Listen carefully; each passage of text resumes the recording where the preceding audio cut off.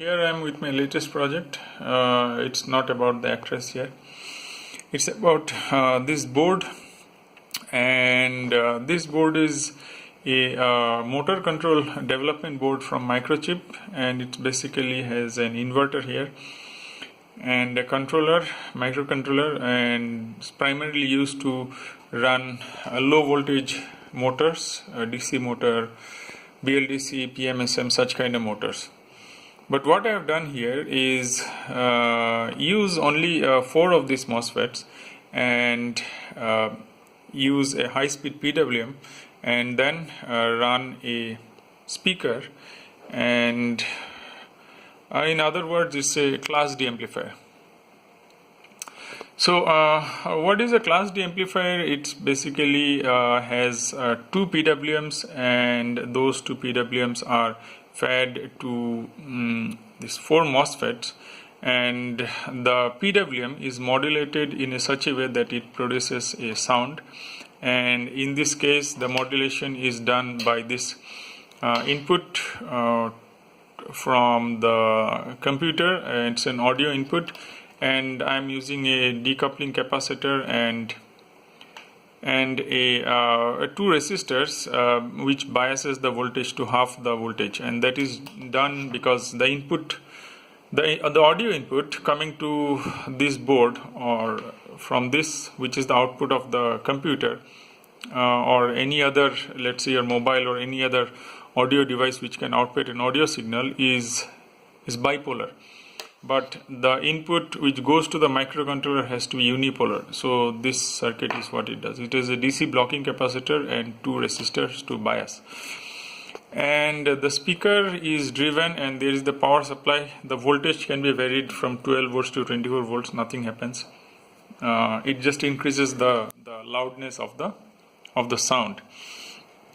So I will just show you. So I press this button, and what happens, the inverter starts running, and maybe I put the camera very close to the speaker. You can hear the quantization noise, and that's coming as a white noise. And if I reduce the sound again, it comes down. So this it's not an analog gain control. It's a digital gain control, so where I'm just multiplying the input signal. Right now there is no input signal. So you see, as I touch, there is more input signal, there is more white noise, so there is some random noise, and the quantization effect is causing the hissing sound. Typically we call it as the white noise. So let me connect it to the computer, and let's play some music. Okay, it's connected here. My computer is basically sitting here. I just want to free up the space, so the laptop is sitting here, and it's connected to the, you see here, it's connected to the computer. Let me play the music, and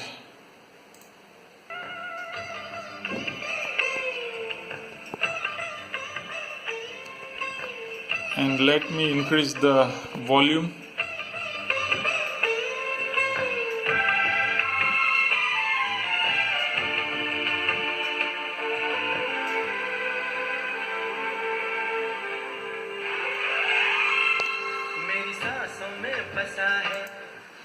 So you can see the loudness is good, and because it's a power amplifier, it will not amplify the sound, but it will give it will provide more current. That is, it will not increase the voltage gain, but it will increase the current, or it can drive more current to the load. And this speaker is quite big, and as you can see, the loudness of the sound is very good. And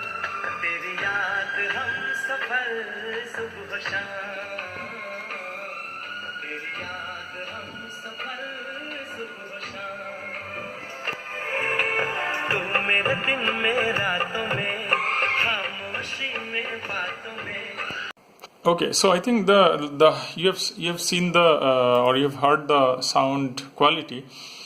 It can be improved definitely. There is no filtering, obviously there is no filtering whatsoever. So to do that, I have used this latest generation microcontroller dsPIC, which can run the PWM in excess of 100 kilohertz. So 100 kilohertz our audio frequency, and the speaker can only react up to 20 kilohertz.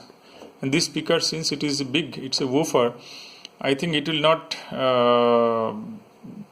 respond anything beyond 10 kilohertz or 12 kilohertz. So 100 kilohertz is definitely attenuated simply by the property of the speaker. But if you want to do more, we can also connect some filter over here. Let's say we want to connect some tweeter and other things, where the hissing sound may be much more.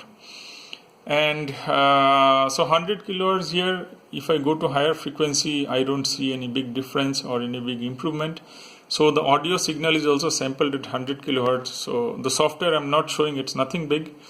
If you know how to configure the PWM and the ADC of this, the CK series device, it's just take the ADC input, the audio input, digitize it and through ADC, and then simply feed it to the PWM, which is already running. Everything is running at 100 kilohertz.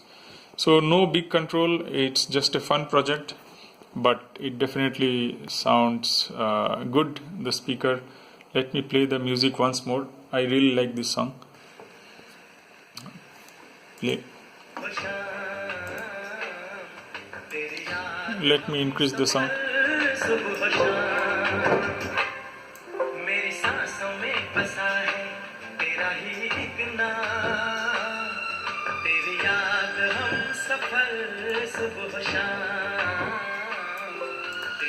And another interesting point here is that when the music is more, it obviously takes higher power from the higher current from the power supply or the power, because the voltage is constant. Current increases, so the voltage, the power also increases.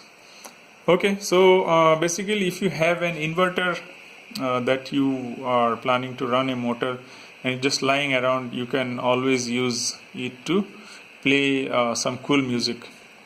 And I think if I connect a motor over here, I think the motor will also make some music. I will try it sometime. Okay, so I have connected a motor here instead of the speaker is removed. And if I bring the camera very close to the motor,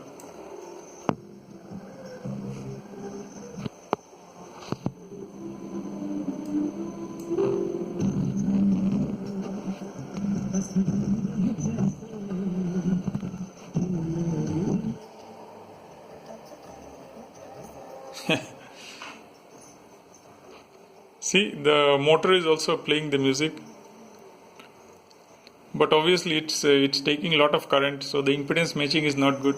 And also motor spins occasionally. So overall, you can play music with the motor also.